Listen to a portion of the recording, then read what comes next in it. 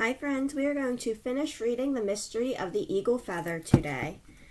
So last time we read about the kids. They discovered the mystery man and they followed him around and learned that he might be hiding things in a teepee. And we're going to look for inside the teepee to see what's going to happen next. So this is chapter 13, A Clue on the Ground. There was one teepee standing apart from the rest, and a little ways off the road. The cousins strolled over to look at it. There didn't seem to be anyone at home, and the cousins were dying to peek inside, but they knew better than to go barging into places. They were just turning to leave when Priscilla got all excited about something on the ground. She bounced up and down. She stretched out her hands the way she did when she was trying to grab Timothy's stuff. "Birdie, Birdie," she cried. "Birdie," said Timothy. "What are you talking about, Sib?" He took a closer look. There on the ground, near the teepee door, lay a magnificent eagle feather. Timothy almost reached down to pick it up, but he pulled back just in time. He remembered that they were guests at the powwow, and picking up an eagle feather was a job for an elder of the tribe. So the cousins, with Priscilla in her stroller, stood in a circle around the eagle feather to protect it. They looked around for someone to help. Most everyone was at the arbor, watching the dancing. But they were in luck. At that moment, Anthony and his grandfather came along the road. With them was a young policeman. "Anthony," called Timothy, "over here, quick!" Anthony, his grandfather, and the policeman hurried over to them. Still no one came out of the teepee. Either someone was hiding or no one was home. Old Mr. Two Trees gave a little gasp when he saw the eagle feather on the ground. But he smiled at the cousins standing in a circle around it. "You did well, my children," he said. "You did well." Anthony said, "How do you suppose the feather got here? Do you think it could have fallen off of something that was stolen?" "It's certainly possible," said Titus. "We thought the guy we saw might have hidden the things around here." The young policeman stepped to the door of the teepee. "Hello," he called. "Hello, is anyone home?" Getting no answer, he lifted the door flap and looked inside. "Well, I'll be," he exclaimed. "Grandfather Two Trees, please come look at this." Chapter 14, The Give Back. "Hi," said Timothy's mother. "You kids were gone a while. Did Priscilla take a nice nap?" "No," said Timothy. "She didn't sleep a wink. She was too busy tracking down clues and recovering stolen treasure."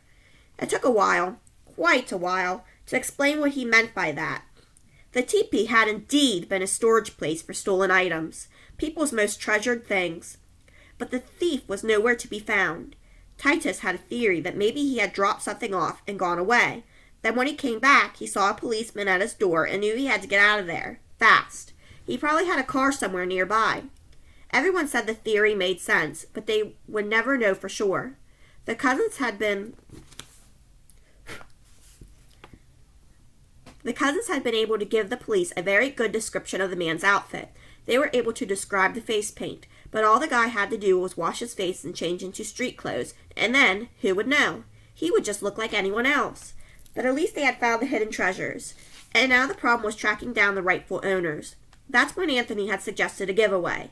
"A what?" the cousins had all said at once.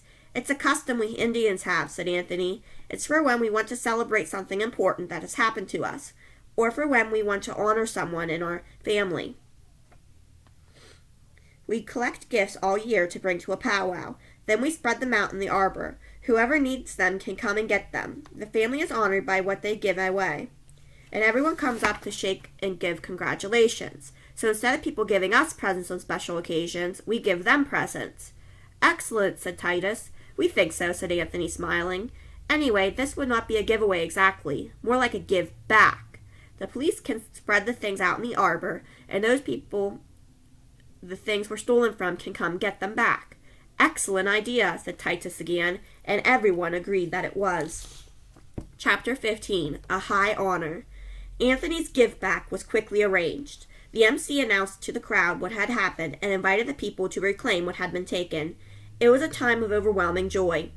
Anthony and his grandfather and the policeman and the cousins, including Priscilla, of course, had to stand in the arbor because people wanted to shake their hands. Priscilla got enough attention to last her until she was ready to go to school. At least that was Timothy's opinion. But the greatest honor was yet to come. The old man whose headdress had been stolen and found heard that Timothy and Anthony both liked art, so he came up with an idea to mark this occasion. He invited the boys to paint a design on his teepee. Anthony and Timothy talked it over and decided what they would paint: 2 eagles facing each other in lasting friendship. Then Timothy's family went to Anthony's family's camper for supper. They had a wonderful time, except that Anthony's parents started telling Timothy's parents about building an addition onto their house and maybe remodeling the kitchen. "Anthony, old pal," said Timothy, "why don't you show us some dance steps?" So Anthony showed the cousins how to do some steps from his dance. The cousins were really lousy at it, at least compared to Anthony. It took so much control to keep from falling, but then it was time to say goodbye, which was really hard. Anthony and the cousins had only known each other in person for a few hours, but it seemed as if they had known one another forever. As we walked to the car for the long ride back, Timothy turned to wave. At the same moment, he and Anthony called out the same thing to each other: "Don't forget to write." By the time the car was on the open road, Priscilla was sound asleep. "There's my sweetie," Sarah Jane murmured, stroking her little hand. "Did you have a busy day?" They had all had a busy day when it came to it. Timothy could feel himself starting to doze. Titus was already drifting off. His father said, "This was a great idea of yours, son, coming to a powwow." "Yes, it was," said Timothy, "if I do say so myself. It was very educational." The end.